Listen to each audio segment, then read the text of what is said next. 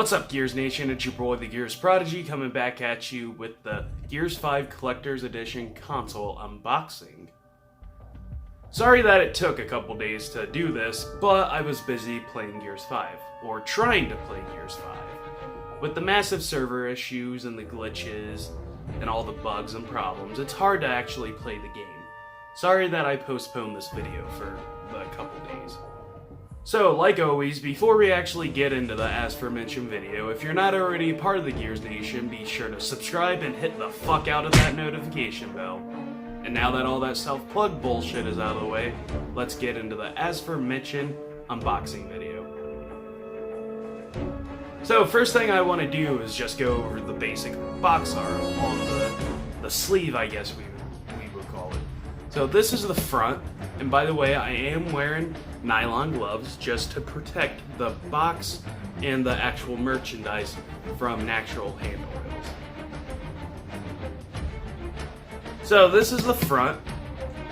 We're then gonna tip it on its side so you can see the side art. It's just the basic Xbox box art on the sides. Now this shows you everything you get with it, which is the console controller and all the games and all the other shit that comes with it. Now the back of the box is pretty much the same as the front of the box. Pretty cool stuff. So that's what the top of the box looks like. That's what you get inside right there. So let's just go ahead and take the sleeve off now. Alright, so once the sleeve's actually off, the box art does change a little bit. It shows you the cast of Gears 5, the main cast. And on the opposite side, it's just the side of the box that we've already seen on the tab that we slide off. So now we're actually gonna open it up. Keep in mind that these are pre-cut, the little clear stickers that they put on to enclose the box. So one thing that I do like about this box is on the inside it does say Gears 5 right there, and it got the new Crimson Omen. So the first thing that you get in this box is this little thing, which it has some important stuff in it, but then again it doesn't have some important stuff in it. So first off, what you have there, nice little envelope that it goes in. So you got everything that comes with it, so the codes are on the back of this. And then it's just some basic Xbox Live Gold shit, some Game Pass shit, and overall instructions on the console. The instructions are kind of redundant, but then again, you gotta keep in mind that some people might just be getting this. This is their first Xbox One X, so, you know, they might need them. Everyone's different, though.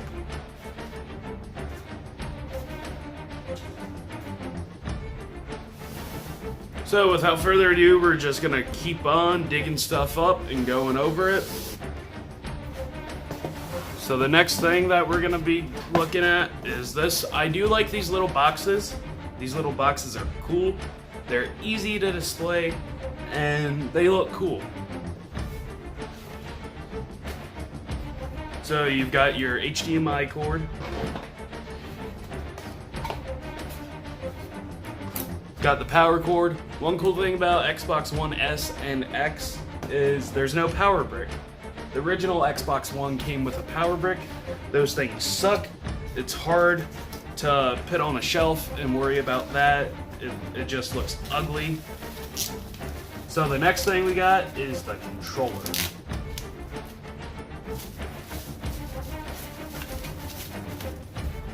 And it does come with two AA Duracell batteries, which is cool because Duracell is the absolute shit. Definitely, I like Duracell and Energizer. That's pretty much my main battery companies that I choose to go with.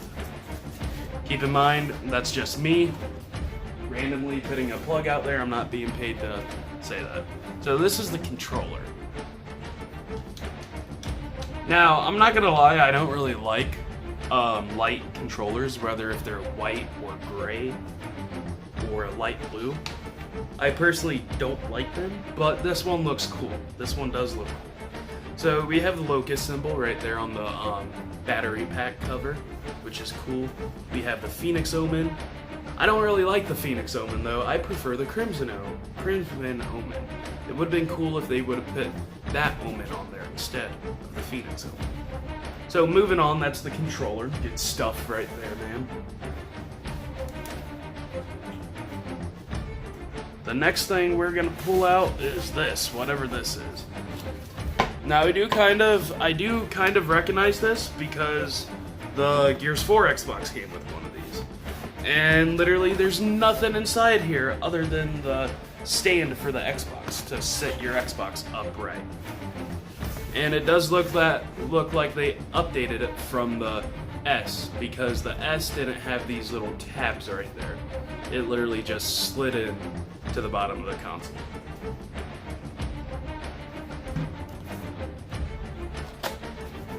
And also on this box, I guess, this specific box with the Gears 4 Xbox One, it actually had an Omen on there too. So kind of disappointed that this one didn't get an Omen or anything on there, any type of additional artwork.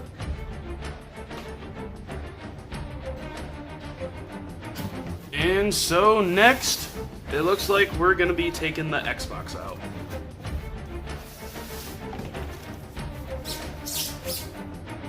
Now, like I said previously, this is where the gloves come in handy, because this Xbox isn't gonna be played. It'll either be wrapped in plastic, put in a glass case, or as of now, put back in the box until I can find a place to put it. Because unlike the average collector, I have a room filled with Gears of War merchandise. It's the largest Gears of War collection that I know of, documented. If there's a bigger collection than mine, A, I haven't seen it, or B, it's just simply not documented. And by biggest, I mean the largest with quantity.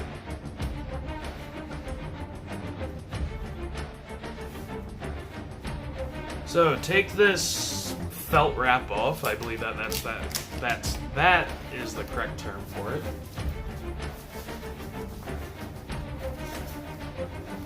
Now they do have it taped nicely. Unfortunately, I do not have any knives on or around me, so I'm not gonna stop to go get one.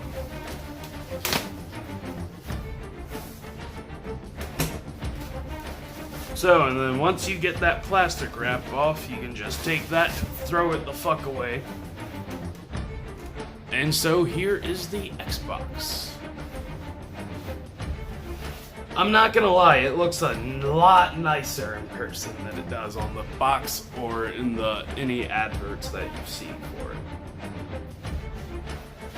Now, one cool thing that would have been cool about this, and my PC does it, and a lot of PCs does it, it would have been cool if they would have put a light in behind this little logo right here, so that way it would light up. That would have been really, really, really cool. And I can't stress to you how cool that would be. You know, rather if it's a white light. You know what? A blue light would look really good behind there. It would kind of add to the whole Frozen aesthetic that they're going with this console. And I do not know if this console has any sound effects like the Gears 4 and 3 one does. So right here's the disc tray. And then that's the sync button, disc tray button. You also have a USB micro that goes in right there. Actually, it's not the micro. You can put any USB port in there and it would work. Now let's look at the back. So this is the back of the console.